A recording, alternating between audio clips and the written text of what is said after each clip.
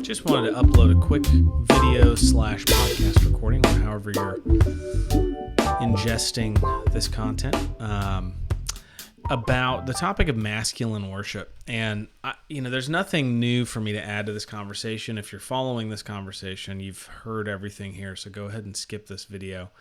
But if there's a new concept to you, then I'd like to introduce you to it, or at least expose you to this issue. And it's really just that I think men are not interested in being led in worship by a woman or an effeminate man. And I've heard this said by a lot of people, Doug Wilson and Yuri Brito and Michael Foster, and others, but I think that's just true, and this is one of the reasons why Scripture commands that that leaders in church be men, is that that a woman is designed and happy to follow a man, but men are not designed to follow women, and when it comes to worship, you've got a lot of even if it's a man that's leading, it is they're not leading men in a masculine way. They're not leading worship for men. It's worship for women. And I feel like I have some ability to say this without malice in my heart, because I was a worship leader as a teenager in my early 20s at my church and in lots of different settings. I did a lot of worship leading and playing a lot of contemporary worship music. And I would say not all of it was terrible, but a lot of it was, and I would say a lot of it was very emotional, and that was kind of the purpose. It was, let's get emotional. Emotion's good. Being emotional in worship is good. I don't have any problem with that necessarily. Although we want to be people, men especially, want to be to have their emotions under control. And we don't want to train ourselves in just sort of letting loose of our emotions at any given time.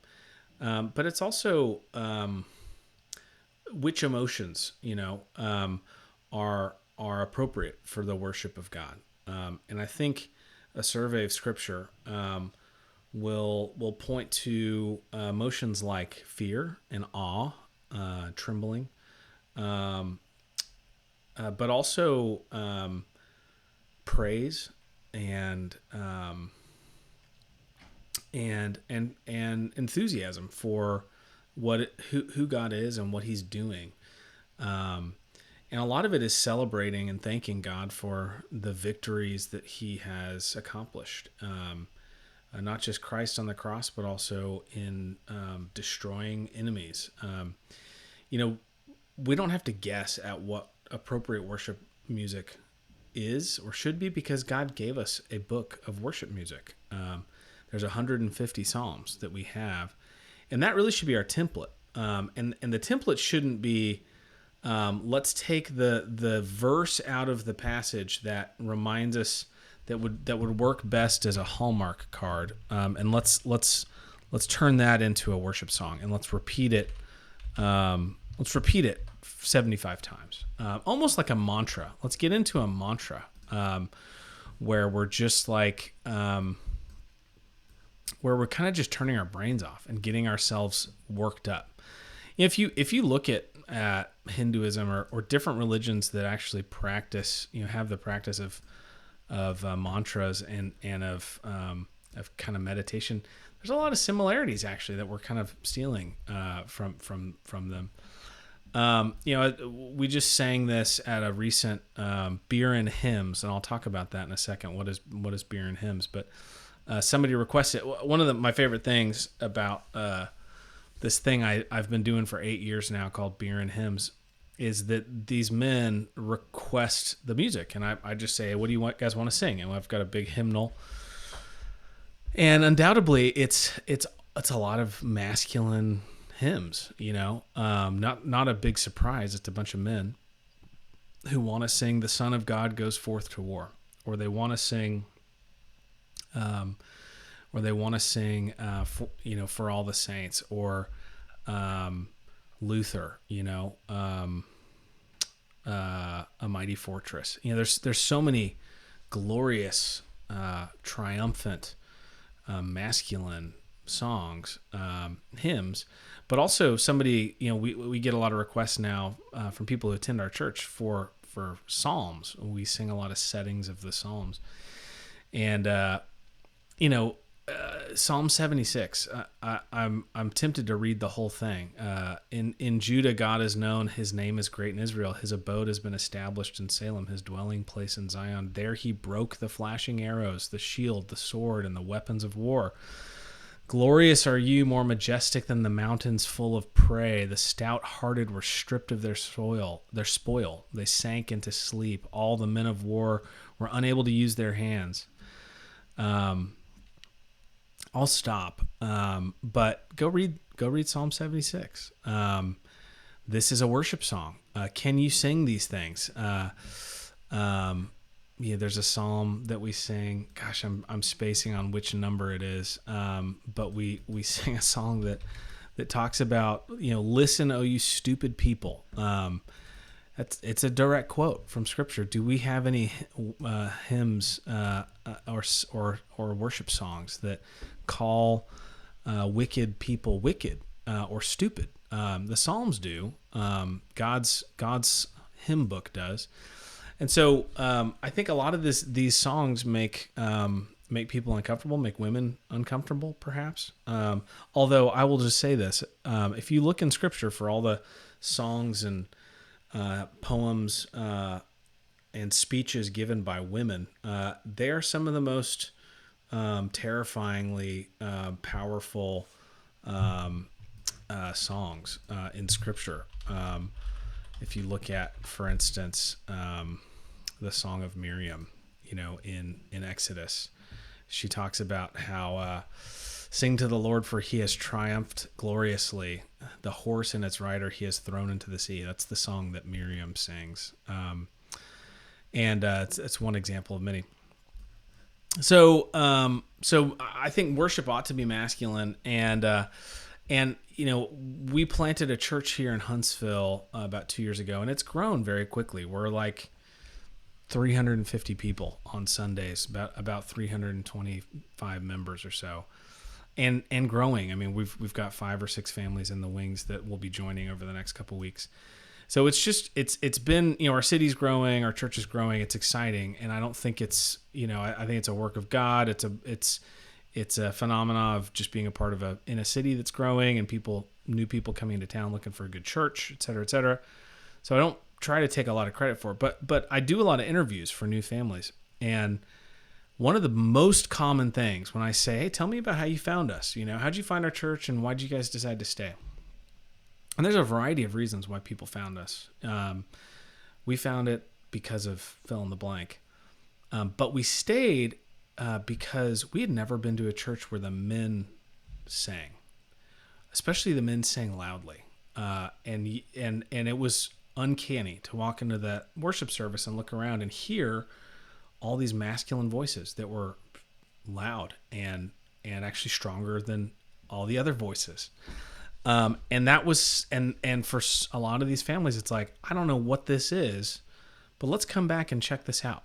Let's figure out what's going on here, because this is unusual to have a room full of men singing boldly.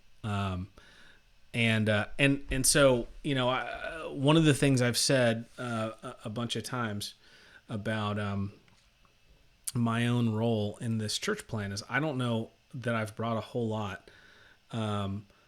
But the one thing I think has been impactful that I have brought is just singing. It's just being a man who loves to sing and who is actively trying to inculcate that in the men in our church, in our community. So I mentioned beer and hymns a minute ago, and I would encourage you to steal this idea because it's such a cool thing.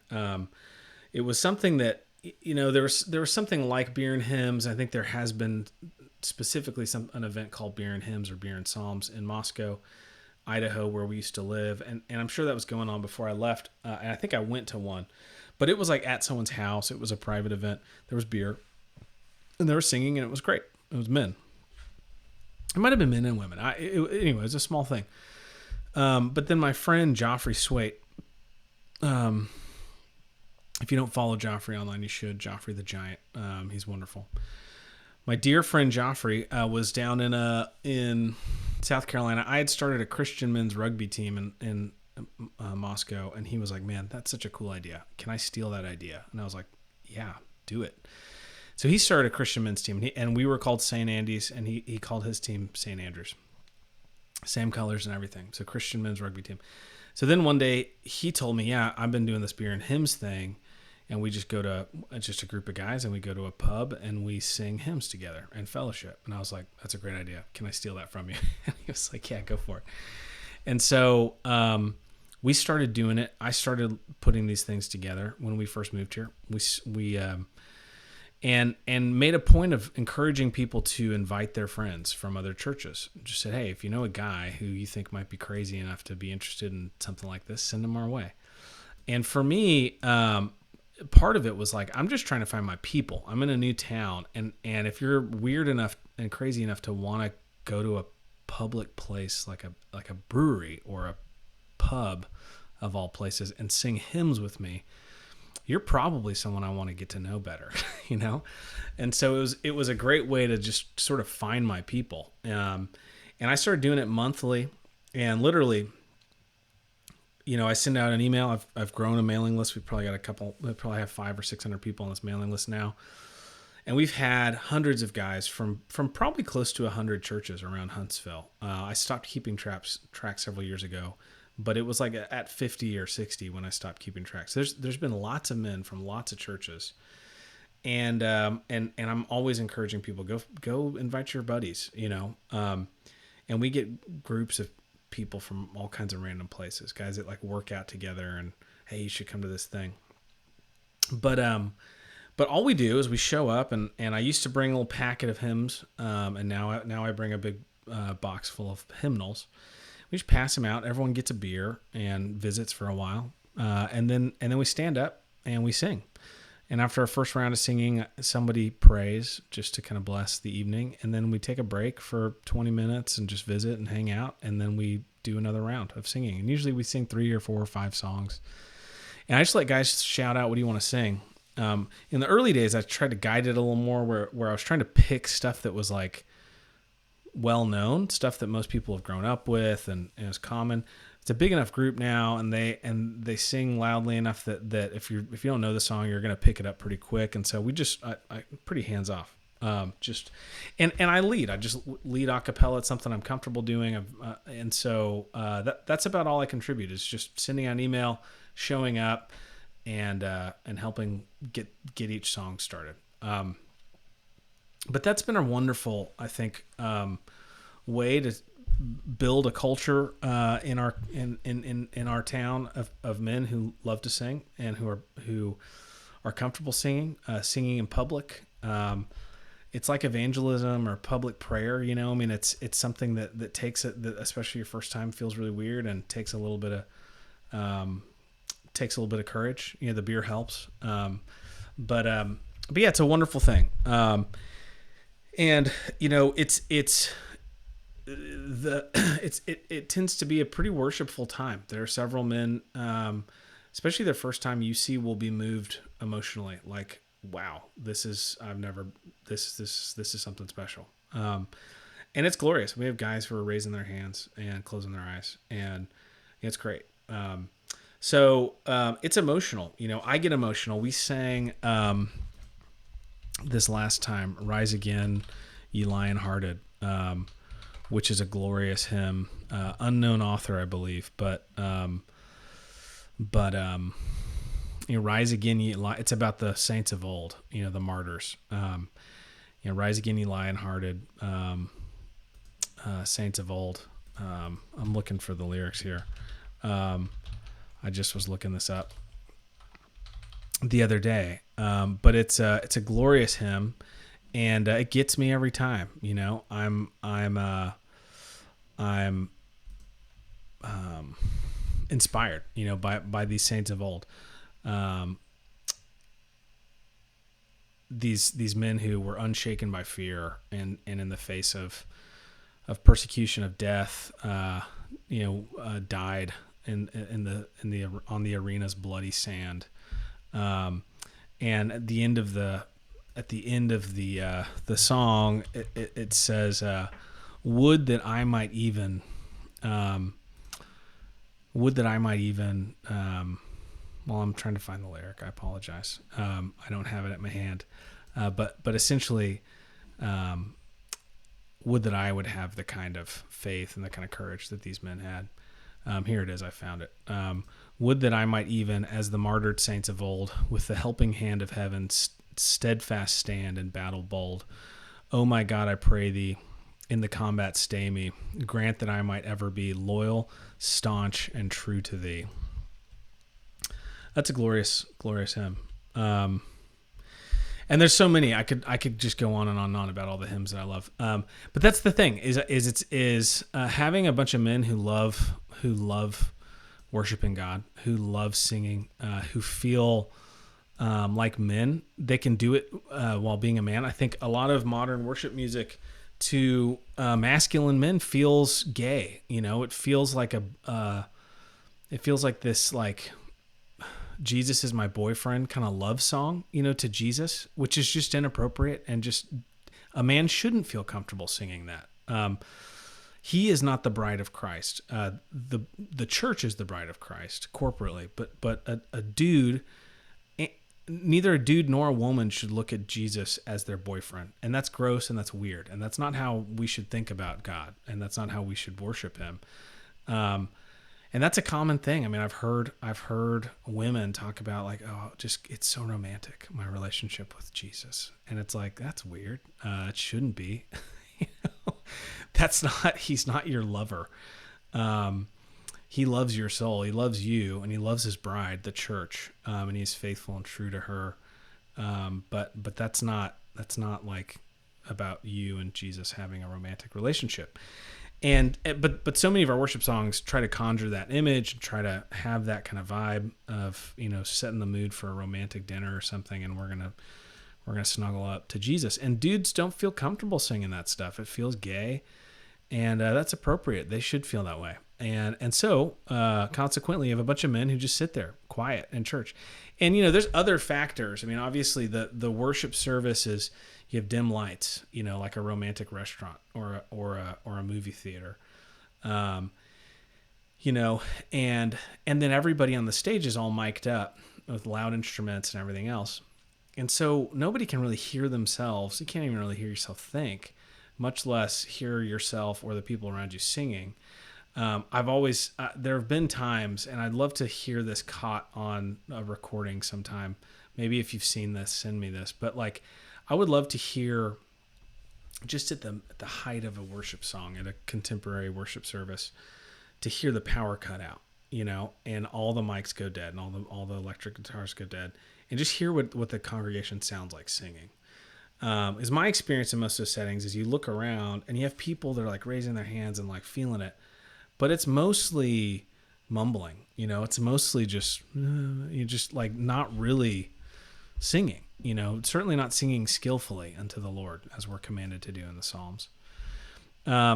So anyway, that's my little rant on masculine worship. I'm gonna share a link to a podcast episode from It's Good to Be a Man several years ago, where Michael Foster talks about this. I thought it was great. I thought the way he approached it. It's really short, 13 minutes or something. So listen to it because it's really good. I just listened to it again this morning. But anyway, I think this should be a priority for the church. This should be pretty high up there. I think if you're a church who's trying to recover ground and turn from a lot of the silliness that we're seeing in the modern evangelical church, this is a great place to start. It's just recover masculine singing and inspire your men to participate, and they will. I mean, they will if you scrap the gay stuff. The men will gladly jump in and sing. We're doing at our church. We're doing a singing boot camp because we've had so many people join that came from backgrounds where they never actually sang themselves. It was mostly just watching other people singing. That was worship. And so we got a lot of people who are like, man, I love the singing here. I'm so inspired. It's such a blessing. I can't carry a tune in a bucket. I don't even know how to hit. Like, I don't know what the notes mean. I don't know if they're going up or down. I don't know how to make my voice do that. And so we're like, okay, yeah, we gotta support that. So we're flying out a worship, a music minister who's going to come and spend a long weekend with us doing kind of a singing boot camp. And so we're going to try to, keep teaching our people and discipling our people. We do a lot of in the home. Different families will host psalm sings, hymn sings in their homes. I've seen it at Yuri Brito's church in Pensacola. They call them, I think they call them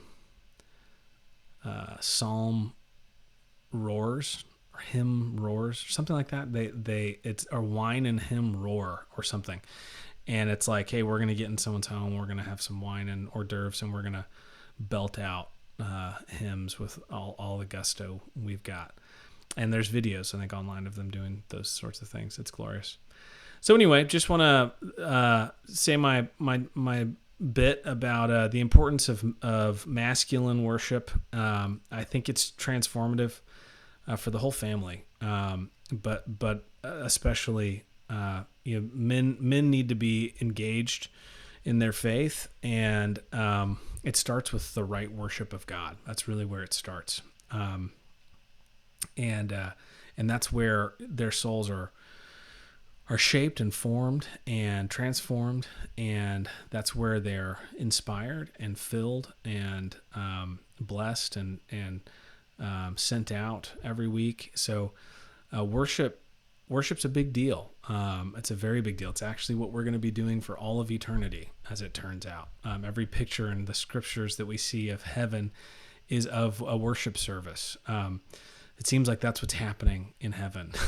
And so it's not like a secondary or tertiary thing. This is the thing. And so we should get it right. We should care about it.